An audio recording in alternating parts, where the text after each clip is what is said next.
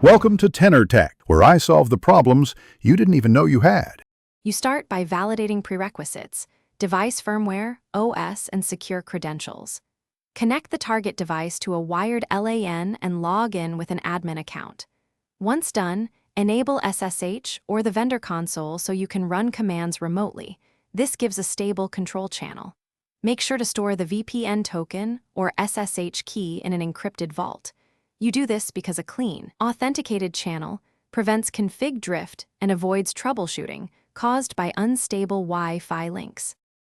You now configure the core network electronic tools and verify they work together. Install Packet Capture, SNMP client, and your configuration manager. Import a baseline template and apply on a test device to prevent accidental outages.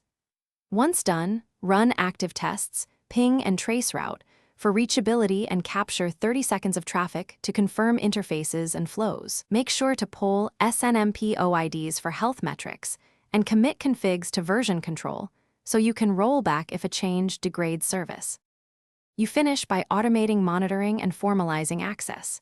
Schedule alerts with clear thresholds for CPU, latency, and packet loss. Enable automated captures for anomalies. Once done, document final configs, key locations, and maintenance windows, and rotate keys on a policy cycle. Make sure to test alarms by simulating faults.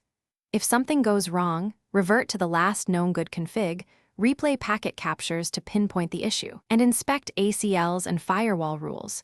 This isolates the fault quickly and restores. Thanks for watching. Subscribe to keep your life in tune.